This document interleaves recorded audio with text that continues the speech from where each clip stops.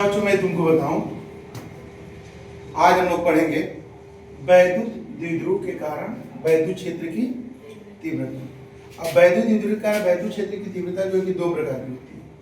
एक तो होती है अच्छी स्थिति, जिसे हम दर स्थिति भी कहते हैं, या दूसरी होती है निरक्षी स्थिति, जिसे अनुप्रस्थ स्थिति भी कहते हैं।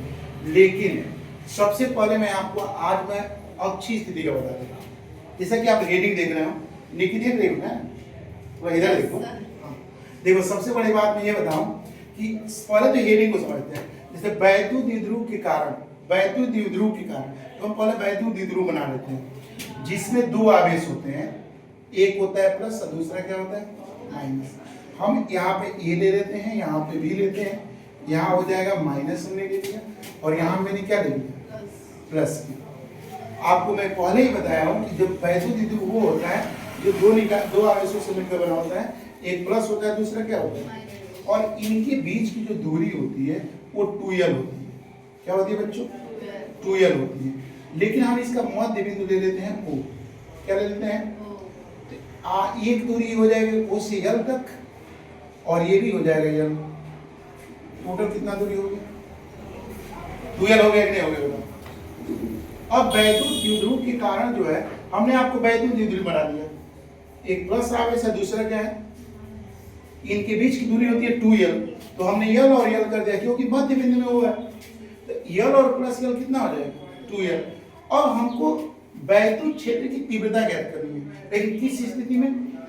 अच्छी स्थिति का मतलब होता है x अक्ष पे, x अक्ष के अनुदिश होता है। तो हम कह रहे हैं कि चलिए भाई कुछ दूरी पर प्लस q आवेश के कारण कुछ दूरी पर हम कह रहे हैं कि यहाँ पे एक बिंदु P ले लेते हैं। क्या ले लेते हैं? बिंदु P।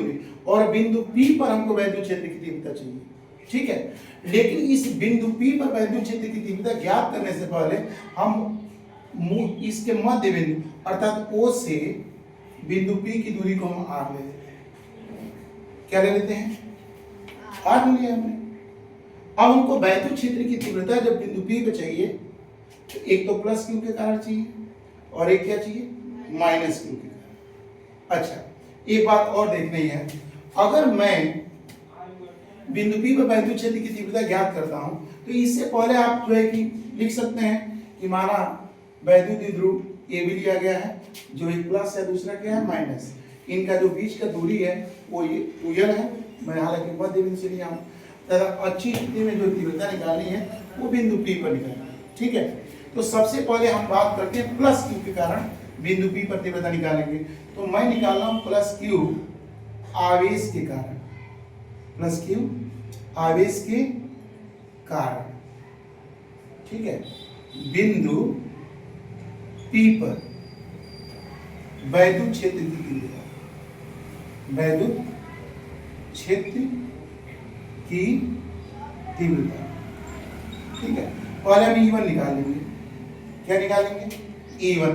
E1 बराबर तुम लोग जानते ही 1/4πε0। चूंकि मैं परावैद्युत माध्यम लिखा हूं, तो परावैद्युत माध्यम के लिया गया है। क्या लिया गया है? अब हो जाएगा Q अब बटे R स्क्वायर होता है बिंदु आवेश के कारण, तो R स्क्वायर होता है। तो चूंकि हम प्लस Q यहां से ले रहे हैं ना, तो R स्क्वायर, तो R जो दूरी बिंदु P पर है टोटल ये R है, लेकिन हम बिंदु B से ले रहे हैं तो कितना कम हो जाएगा L, यानी क्या हो जाएगा R माइनस L का होल स्क्वायर। इक्वेशन 1 कर लो, चाहे मत करो इक्वेशन, ठीक है। अब हमने प्लस Q के कारण निकाल लिया, अब किसके कारण निकालेंगे? Minus Q। माइनस Q आवेश के कारण, आवेश के कारण बिंदु P पर वैद्युत, ठीक है बच्चों, क्षेत्र की, वैद्युत क्षेत्र की तीव्रता। अब हम निकालेंगे E2। क्या निकालेंगे? अच्छा, E2 जब निकालेंगे तो E2 बराबर 1/4πε0। चूंकि परावैद्युत माध्यम है तो K हो जाएगा, और Q बटे हम माइनस Q चूंकि बिंदु A पर है और P के बीच की दूरी R है, तो बढ़ कितना जाएगा L बढ़ जाएगा, तो R प्लस क्या हो जाएगा L का। अब सवाल ये है कि हमको बिंदु P पर तीव्रता चाहिए, लेकिन तीव्रताएं कितनी निकली हैं? 2, एक तो E1 और दूसरा हम तो एग्जैक्ट तीव्रता चाहिए ना, तो कह सकते हैं इसलिए बिंदु P पर वैद्युत क्षेत्र की बिंदु P पर वैद्युत क्षेत्र की परिणामी तीव्रता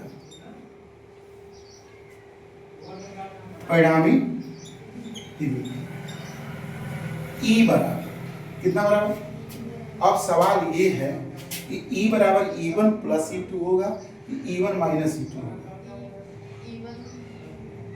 खुशी क्या होगा? अच्छा ये बताओ बिंदु P पर सबसे ज्यादा प्रभाव कौन डालेगा, प्लस Q की माइनस Q? मैंने बताया कि प्लस Q डालेगा क्योंकि वो करीब है। क्या हो? और जब कोई वस्तु करीब होती है उसका इफेक्ट ज्यादा होता है, ठीक है? तो इसलिए E1 माइनस क्या हो जाएगा? E2। यानी हम कह सकते हैं कि E1 बड़ा है किससे? E2 से। अब मैंने वैल्यू को हमको पुट कर देना है, E बराबर 1/4 पाई एप्सिलॉन 0 K Q बटे R E1 का मान है R माइनस L का whole square minus 1/4 pi epsilon 0 K Q बटा R प्लस L का होल स्क्वायर। क्योंकि जानते हो इसमें कॉमन भी है, 1/4 पाई एप्सिलॉन 0 और Q कॉमन है, तो मैं लिख दूंगा यहाँ पे लिख सकता हूँ Q बटा 4 पाई एप्सिलॉन 0 K, ठीक है?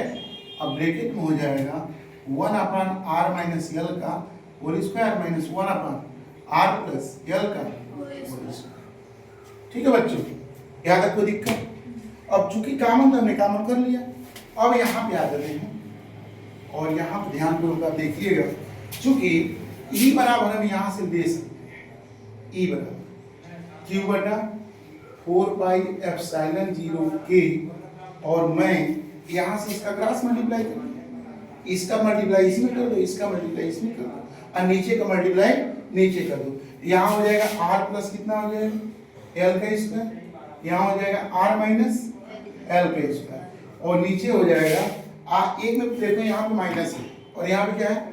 तो वर्गांतर का रूल लग जाएगा, यानी लिख सकते हैं R का स्क्वायर माइनस कितने का स्क्वायर? L का स्क्वायर का होल स्क्वायर, ठीक है? और आप A प्लस B और A माइनस B का क्या लगा दीजिए? फार्मूला लगा लीजिए। बोलो बच्चों, आपको तोड़ लेना है, A square minus R square B square minus L square plus 2RL और माइनस A स्क्वायर, मतलब ये है ना R square plus L square minus 2RL, और ये हो जाएगा वही R स्क्वायर माइनस कितना? L का स्क्वायर का होल स्क्वायर, ठीक है? अब E बराबर चूंकि आपको बताया गया है Q बटे 4 पाई एप्सिलॉन 0 K है, और आप जानते हैं कि जब भी ब्रैकेट तोड़ते हैं तो सारे के सारे चिन्ह क्या हो जाते हैं? बदल जाते हैं, यानी R square plus L square plus 2RL। अब ब्रैकेट जब चेंज करेंगे तो टोटल का टोटल क्या हो जाएगा? ये प्लस है तो माइनस हो जाएगा, ये प्लस है तो माइनस हो जाएगा, ये माइनस है तो क्या हो जाएगा? प्लस हो जाएगा, और ये हो गया R स्क्वायर माइनस L का स्क्वायर और ये होल स्क्वायर।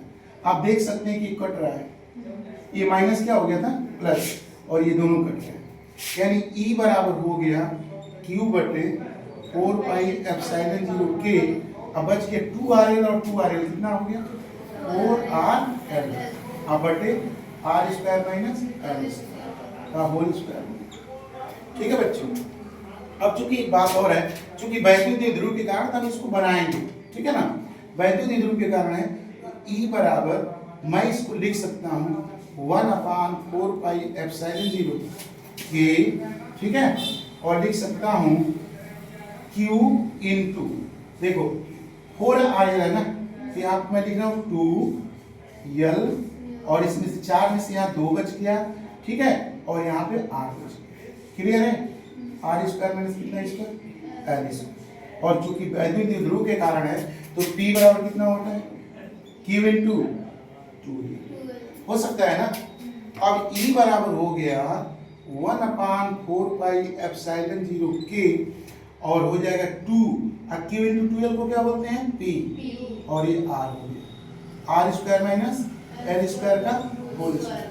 और मैं चूंकि आपको बता रखा हूं कि चूंकि अत्यल्प दूरी होती है तो आर का मान जो है आर बहुत बड़ा है किससे एल से, इसलिए जो है इसलिए एल स्क्वायर को क्या कर सकते हैं छोड़ा जा सकता है, छोड़ा जा सकता है। ठीक है, इसलिए हो जाएगा E बराबर 1/4 के और 2pr और यल स्क्वायर को जब छोड़ देंगे तो 2 पावर यहाँ तो 2 दूना कितना हो जाएगा 4, r के पावर कितना होंगे 4, एक r से एक कट जाएगा 3 पावर बच गया तो E बराबर हो गया 1/4 के और 2p अपन कितना r करते, ये आपका फार्मूला हो जाता है। लेकिन यदि अगर निर्वात में या y में k का मान लेते हैं, जैसे निर्वात हो गया या y हो गया, ठीक है, बराबर y में k बराबर 1 लेंगे, k बराबर क्या लेंगे, k बराबर जब 1 लेंगे तो आपका अक्षीय स्थिति में आ जाएगा E बराबर 1/4 चूंकि k का मान कितना रख दिया मैंने 1 तो हो गया तुम्हारा 2p अपन कितना r। ठीक है बच्चों, तो वैद्युत द्विध्रुव के कारण वैद्युत क्षेत्र की जो तीव्रता आती है अक्षीय स्थिति में, ये जो होती है E बराबर 1/4 2p अपन कितना होती है r करके होती है। तो इसको बढ़िया से रिवाइज करेंगे 3 नंबर या 5 नंबर, इस पे पक्का आपको मिल जाएगा। एक अक्षीय में पूछता है, दूसरा निरक्षीय में पूछता है, तो आपका अक्षीय स्थिति को बढ़िया से डेरिवेशन कर लीजिएगा। ठीक है बच्चों।